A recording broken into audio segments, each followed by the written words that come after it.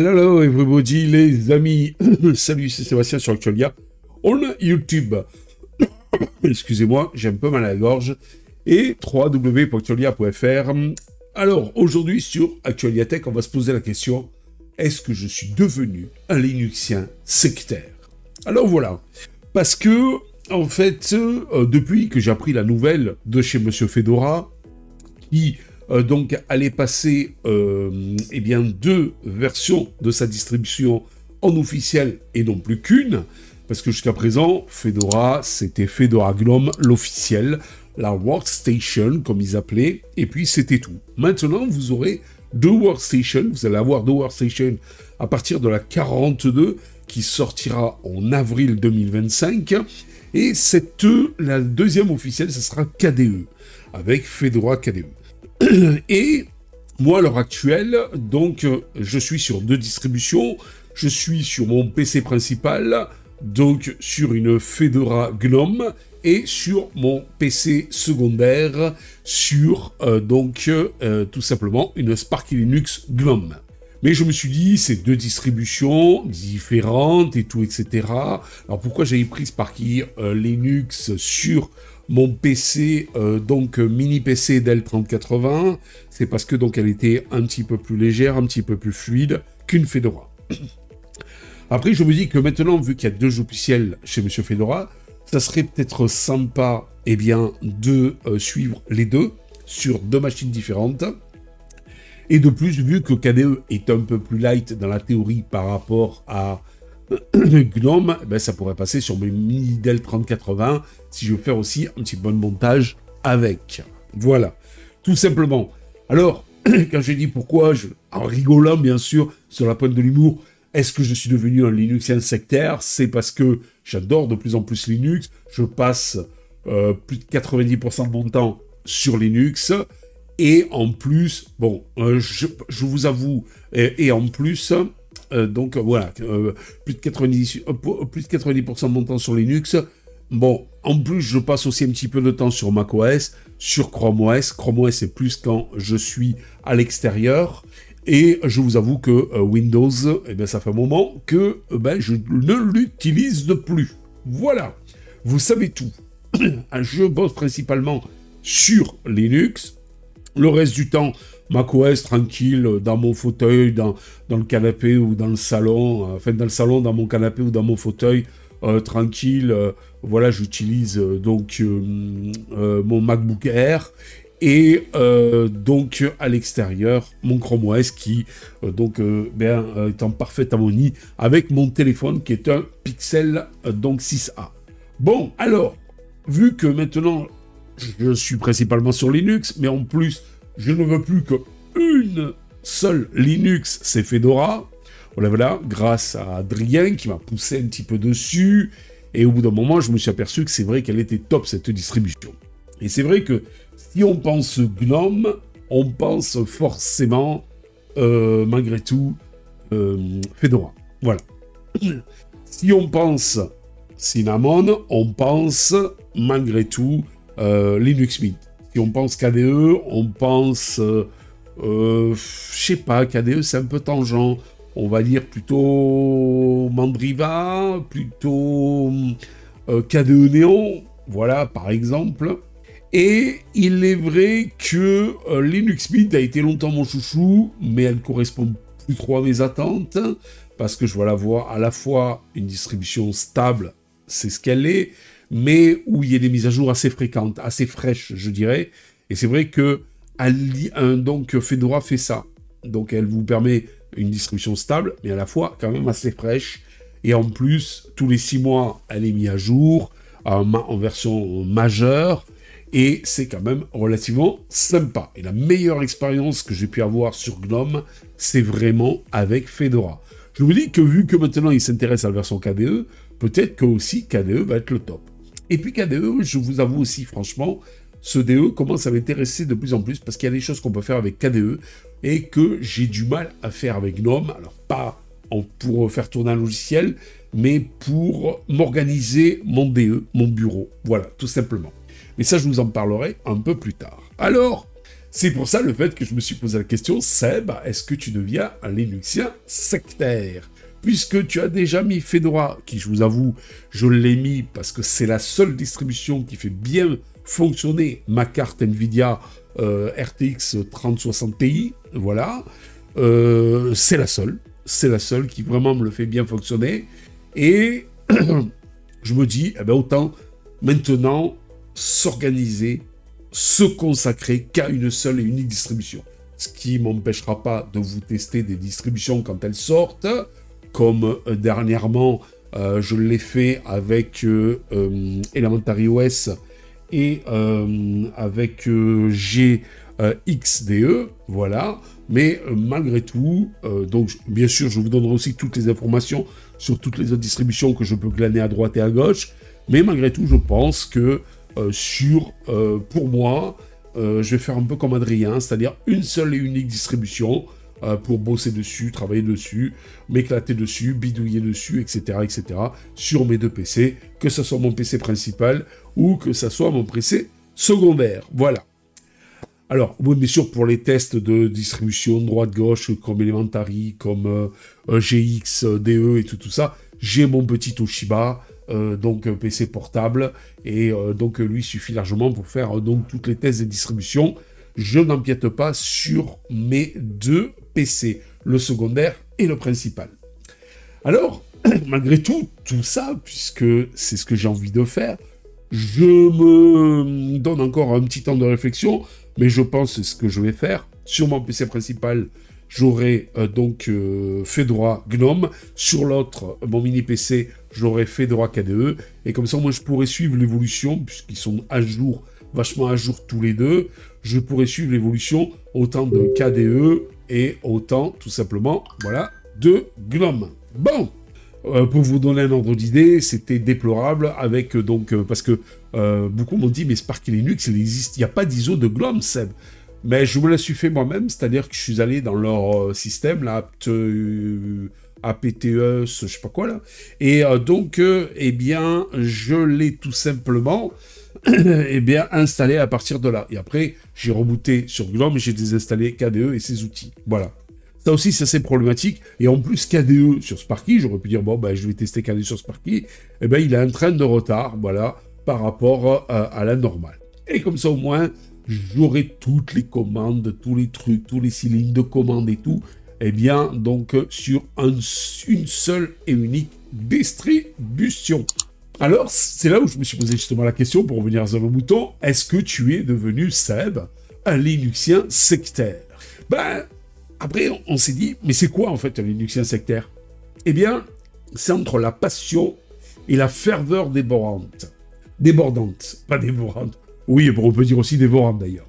Le monde des systèmes d'exploitation est varié et diversifié, allant des utilisateurs de Windows, attachés à leur interface familière, aux adeptes d'Apple, qui ne jurent que par leur écosystème fermé, soit le plus élégant. Parmi eux se trouve une espèce à part, le Linuxien sectaire. Cette figure mythique et controversée fascine autant qu'elle divise. Mais qui est-il vraiment et pourquoi son comportement suscite-t-il autant de réactions? Eh bien, c'est à travers ces explications qu'on va voir si je suis sectaire ou pas. Qu'est-ce que le Linuxien sectaire, justement? Le Linuxien sectaire est souvent défini par une relation presque religieuse avec le système d'exploitation libre GNU Linux. Alors là, déjà, on peut dire que c'est pas mon cas, puisque j'utilise à côté de Linux macOS avec mon MacBook Air M1, et j'utilise aussi, comment il s'appelle, Chrome OS avec mon Chromebook quand je suis à l'extérieur. Donc je ne suis pas exclusif, j'ai pas une relation presque religieuse avec GNU Linux. Plus qu'un utilisateur ordinaire, le Linuxien sectaire est un militant passionné, souvent intransigeant, qui voit Linux non seulement comme un outil informatique, mais comme un mode de vie, une philosophie et parfois une croisade. Alors, j'en suis loin de là, même si je suis un peu un militant passionné. Vous l'avez pu le remarquer sur Actualiatech, je parle énormément de Linux, J'adore Linux. Je suis pas intransigeant, puisque donc j'accepte tout à fait les critiques de cet OS. D'ailleurs, vous avez vu dans les commentaires, eh bien, il y a des gens qui le critiquent. Bon, bah, je les avoine pas et je leur crie pas dessus. Alors, et je vois pas Linux non seulement comme un outil informatique, mais aussi comme un mode de vie, une philosophie, et parfois une croisade. Non, je vois Linux tout simplement comme un outil qui libère mon informatique. Mode de vie, non, parce que ça n'a rien changé à ma vie. Une philosophie, oui, un petit peu. Parfois une croisade, pas du tout. Voilà. Alors, mais ouais, mais c'est, tu parles beaucoup de vidéos sur Actualia, de Linux, que c'est bien et tout ça. Bien, j'essaie de démocratiser un petit peu Linux. Alors, il y en a beaucoup qui disent, ouais, mais c'est des fois, par exemple, tu parles d'un logiciel, mais tu montres trop en démo et tout ça, etc. Ou tu nous le parles qu'en général, tu dis pas qu'en faisant ci, on peut faire ça, qui fait ci, un mode avancé et tout. Non, c'est de la démocratisation.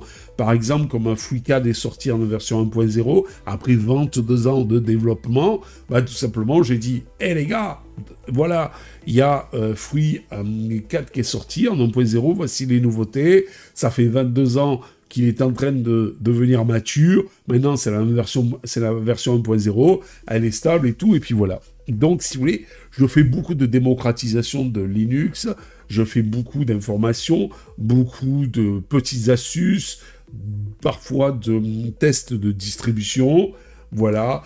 Donc, en fait, c'est un petit peu le but d'Actualia. Alors, revenons à nos moutons, un Linuxien sectaire, pour lui, les systèmes propriétaires tels que Windows ou macOS ou Chrome OS représentent tout ce qui ne va pas dans le monde moderne. Et vous voyez, c'est pas du tout mon cas, puisque moi, j'ai utilisé Windows pendant il y a très peu de temps, encore, et avant de décider de passer 100% Linux sur mes deux machines, enfin ma principale et ma secondaire, j'utilise toujours macOS sur mon MacBook M1, ma MacBook Air M1, et j'utilise aussi Chrome OS à l'extérieur. Donc, vous voyez, je ne suis pas le style de personne qui dit que Windows, macOS, Chrome OS, parce que c'est des systèmes propriétaires, donc c'est le mal incarné. Je n'en suis pas encore là. Peut-être que je vais le devenir, mais en tout cas, pour le moment, j'en suis pas là. Centralisation, surveillance, contrôle des utilisateurs et dépendance aux géants de la technologie, le Linuxien sectaire n'aime pas du tout ça. Linux, à ses yeux, est synonyme de liberté, d'émancipation et d'éthique. Alors, je suis d'accord avec le fait que de plus en plus maintenant, eh bien, les systèmes propriétaires ont tendance à nous fliquer, voilà, et c'est pas cool. Je suis tout à fait d'accord que la dépendance aux géants de la technologie, c'est pas cool non plus. Pourquoi? Eh bien, tout simplement parce que si demain, par exemple, Microsoft décide que, eh bien, ça sera comme ça, Microsoft représente quand même pratiquement 75% du marché, tout le monde va suivre. Non, que sur Linux, en fait, on propose et les gens disposent. Voilà. Et ça, à mes yeux, c'est synonyme de liberté. C'est clair. Linux, si tu n'aimes pas trop le système comme il est, tu peux le changer. Sur les systèmes propriétaires, non. Donc pour moi, c'est encore un système de liberté. Les OS propriétaires ont tendance à faire de l'obsolescence programmée. Sur Linux, c'est pas le cas. Voilà. Donc tu peux faire fonctionner ton Linux jusqu'à épuisement de ton PC ou qu'il en peuvent plus. Donc ça, c'est quand même sympa. Et système éthique, pourquoi pas, puisque si vous gardez plus longtemps vos PC sans les upgrader, ou plus longtemps en durée de vie votre PC avec du Linux, bah c'est bon pour la planète, quelque part, voilà. Bon, c'est qu'un petit truc, un petit grain de sable dans l'engrenage, mais c'est pas mal. Voilà, c'est mon petit côté écolo. Entre guillemets, bien entendu, attention, hein, je suis pas à fond dans l'écologie. Mais ça peut être quelque chose d'éthique pour ceux qui sont sur Linux et qui se disent, ben moi j'ai pas besoin tous les 4 ans, 5 ans, 3 ans, 2 ans de remplacer mon matériel. Les caractéristiques d'un sectaire sur Linux. Bien que chaque utilisateur ait sa propre personnalité, plusieurs traits permettent de reconnaître un sectaire sur Linux. L'évangélisme technologique. Le Linuxien sectaire adore convertir les autres à sa cause, que ce soit dans un forum, sur les réseaux sociaux ou lors d'une discussion entre amis tout simplement. Il trouve toujours une occasion d'évoquer les mérites de Linux. Pour lui, chaque problème informatique peut être résolu par une simple ligne de commande dans le terminal ou un script Python. Si c'était aussi simple que ça.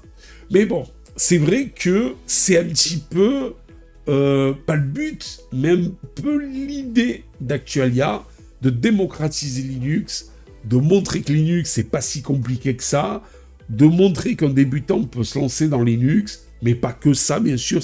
Actualia, c'est pas que ça, mais ça essaie aussi de démontrer ça.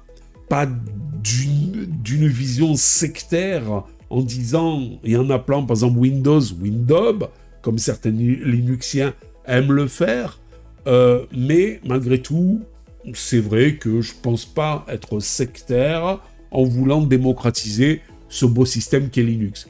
Moi, personnellement, Linux, dans mon cas, c'est plutôt un OS qui me permet d'être libre, de faire ce que je veux et de ne pas être dépendant de quoi que ce soit. Voilà. Et des décisions des fois mauvaises d'OS propriétaires. Voilà. Et moi, je trouve que l'idéologie, quelque part, de la liberté, ça n'a pas de prix. Et pourtant, c'est gratuit. C'est le cas de le dire. Le rejet des systèmes propriétaires. Il se considère, donc le Linuxien sectaire, que Windows est comme une usine à gaz et que macOS est comme une prison dorée. Alors, je dirais qu'il n'a pas tort. Windows est devenu donc une usine à gaz et est une usine à gaz malgré tout. Mais il n'y a pas que lui. Hein. Dans le monde du libre, par exemple, KDE est un peu aussi une usine à gaz. Hein. macOS comme une prison dorée. Ça, je suis un petit peu d'accord parce que quand vous achetez un Mac, vous achetez l'OS, macOS, mais vous achetez surtout l'ordinateur qui va faire fonctionner macOS et qui est hors de prix. Le problème, c'est que vous allez l'acheter et 5 ans, voire 7 ans après, on vous dira, il faut le changer, c'est obsolète. Donc, vous vous êtes mis une facture pas possible pour acheter ce Mac et 5 ou 7 ans après, on vous dit, c'est obsolète, mon gars, faut le changer, c'est obsolète. Et en fait, c'est pas vous qui vous dites, bon, il commence à être un petit peu lent, peut-être qu'il faudrait changer. Non, c'est Mac, c'est Apple qui vous dit, faut que tu changes. Et en plus, ce que j'aime pas dans la dernière version des M1, impossibilité d'upgrader donc le SSD dans beaucoup de cas, c'est-à-dire le stockage, et impossibilité d'upgrader la mémoire. Voilà. Donc c'est... comment vous expliquer ça? C'est vraiment... ton Mac te va plus, faut que tu le changes. Voilà.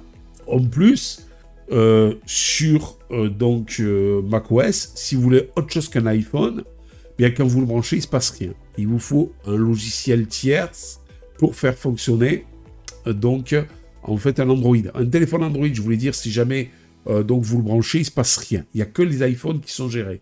Et donc automatiquement, il vous faut un logiciel tierce pour faire fonctionner un téléphone Android. Cherchez l'erreur. Donc, ces systèmes sont perçus, Windows, macOS, comme des outils d'aliénation, tandis que Linux est vu comme un oasis de liberté. Alors c'est un peu vrai aussi, parce que macOS c'est cher, parce que on vous impose un DE, un système d'exploitation, on vous impose un système de fenêtrage, on vous impose tout un tas de choses, voilà. Et il y a aussi le fait que Windows, aussi, au bout d'un moment, on vous dit, il faut changer la machine si tu veux la nouvelle version du système d'exploitation, et tout, etc., parce que ta machine, maintenant, elle est obsolète. Et c'est comme ça que... Alors, me dites pas qu'il y a des bidouilles et tout ça qui vous permettent de continuer à faire fonctionner des vieilles machines. Ça existe, mais dans les prochaines versions, Microsoft va tout faire pour l'impossibilité que ces bidouilles marchent. Voilà. Donc, officiellement, Windows, avec la version 11, a mis à la retraite tous les PC inférieurs à la génération 8 en processeur Intel. c'est quand même chaud. Et les processeurs AMD de moins de 5 ans, de plus de 5 ans, je veux dire. Vous vous rendez compte, 5 ans après, on vous dit, c'est terminé, ton processeur il est obsolète, il faut l'upgrader. C'est quand même chaud. Après, Linux, c'est aussi la fierté d'être différent. Le Linuxien sectaire aime souligner qu'il ne convient pas au troupeau. Voilà. C'est-à-dire que les mecs sur macOS et sur Windows, c'est un troupeau de moutons. Pour eux, attention, hein, je dis bien pour eux, et lui, c'est l'alléluia. Utiliser une distribution Linux rare ou ultra minimaliste, comme Arch Linux ou Gentoo, devient alors là un badge d'honneur, d'élitisme. Plus c'est complexe, mieux c'est, car cela prouve son expertise technique. Et ça, je trouve ça complètement débile. Le problème, et heureusement, les devs sur Linux l'ont compris, il faut obligatoirement simplifier Linux pour qu'il y ait de plus en plus de parts de marché.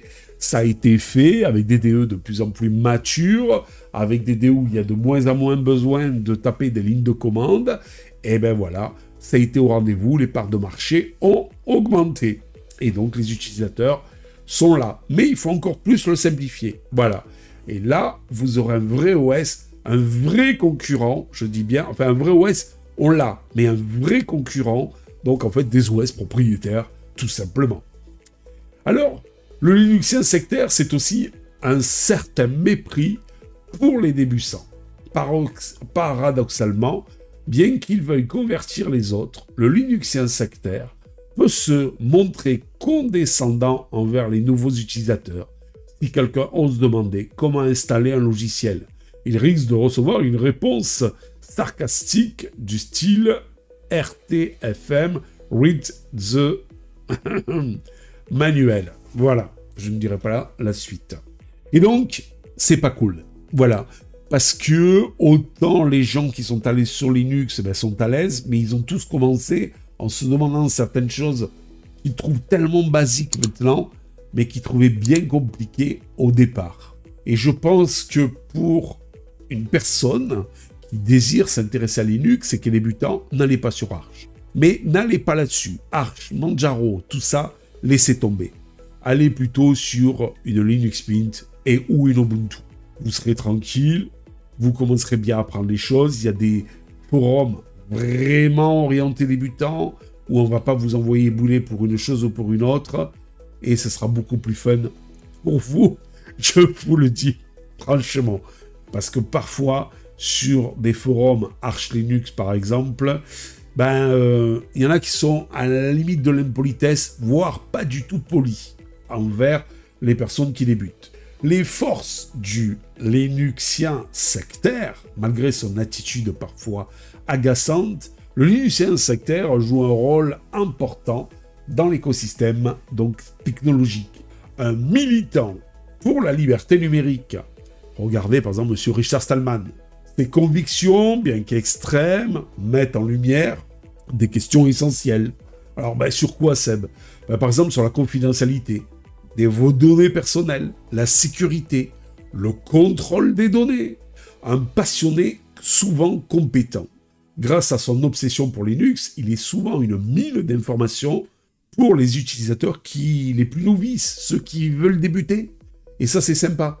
C'est normalement Linux, c'est le partage de vos connaissances avec les autres et le partage et tout, l'entraide et tout. Voilà, c'est ça les vraies valeurs d'un Linuxien dont certains devraient donc en fait s'en rappeler au lieu de se faire la guerre. Un défenseur du logiciel libre, eh bien c'est sa ferveur donc qui soutient des projets open source, qui profitent à tous, même à ceux qui utilisent des systèmes propriétaires. Et oui, parce que vous avez de très beaux logiciels, de très bons logiciels open source qui proviennent de Linux, mais qui sont déclinés en version pour macOS ou pour donc Windows. Voilà, tout simplement.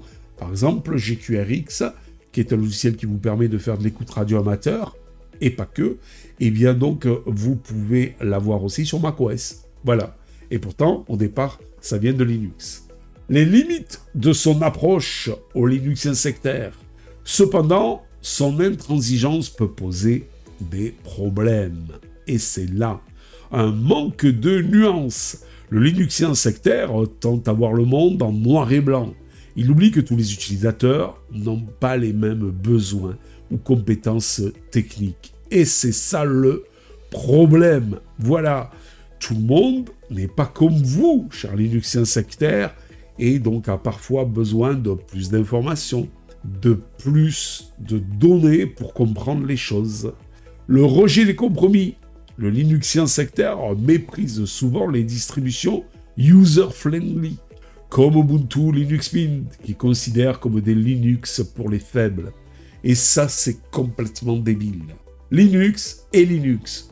Que ça soit une Linux Mint, que ça soit une Ubuntu, je veux pas être méchant, mais elles conviennent autant à des utilisateurs confirmés qu'à des utilisateurs affirmés, qu'à des utilisateurs novices et débutants. Voilà, mais c'est ce que je vous disais plus haut, l'élitisme de certains, donc en fait qui disent que les distributions user-friendly, c'est plus simple d'utilisation, donc c'est fait pour, entre guillemets, les cons. Voilà, et eux, ils se sentent supérieurs. Et ça, c'est débile, c'est pas du tout l'esprit Linux. Risque d'isolement, à force de critiquer les choix des autres, le Linuxien sectaire peut se retrouver marginalisé, même au sein de la communauté Linux. Ben oui, parce que si vous n'êtes pas ouvert, ne serait-ce qu'aux autres distributions, eh bien, vous vous enfermez. Voilà. Même moi, si je risque de me refermer, entre guillemets, sur Fedora totalement, avec d'un côté une Fedora GNOME et de l'autre côté une Fedora KDE, je serai totalement ouvert à tester d'autres distributions, donc à bidouiller, pourquoi pas en VM, sur d'autres distributions, comme Linux Mint, Ubuntu, Elementary, Deepin, etc., etc.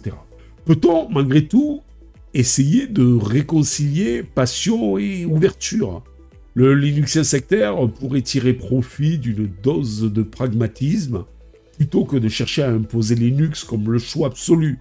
Il pourrait valoriser ses avantages, tout en respectant les besoins des autres. Un utilisateur, par exemple, de Windows, de macOS, de Chrome OS, peut avoir des raisons valables de rester sur ces systèmes, tout comme un utilisateur de Linux peut avoir des raisons valables de préférer une distribution légère à une autre.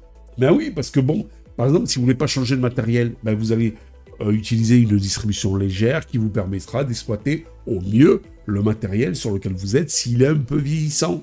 Puis d'autres préfèrent donc tout simplement distributions évoluées pour avoir la dernière technologie parce qu'ils font tourner ça sur des machines dernier cri. Vous voyez, chacun est différent et il faut respecter donc en fait les différences de chacun. Même sous Linux, c'est pas parce qu'un gars sera sur Linux Mint plutôt que sur Arch que ça sera un débilou. Loin de là.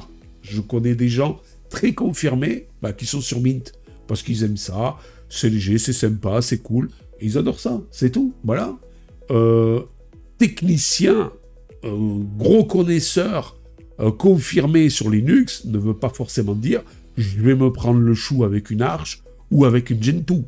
Voilà, c'est tout le monde, malgré tout, tant soit peu, recherche la simplicité, parce que moins on passe de temps à se prendre la tête, à configurer, à paramétrer, à ci à là une distribution, plus on l'utilise pour le but dans l'histoire d'avoir un OS, c'est de l'utiliser et d'être productif, de vous divertir, de tout ce que vous voulez, mais pas de passer 90% de votre temps à faire fonctionner votre PC.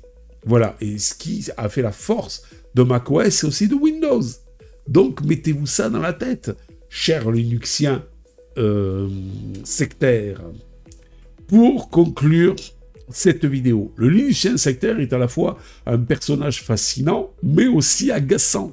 Il peut parfois sembler extrême dans ses positions, dans sa passion pour Linux. Il contribue à maintenir l'esprit du logiciel libre. Voilà, tout simplement, vivant et dynamique. Cependant, il gagnerait à tempérer son approche pour attirer davantage de personnes vers sa cause, vers Linux.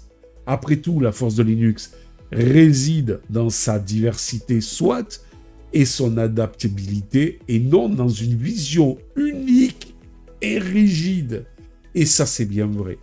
En fin de compte, il est bon de se rappeler que derrière chaque système d'exploitation se trouve une personne avec des besoins, des préférences uniques.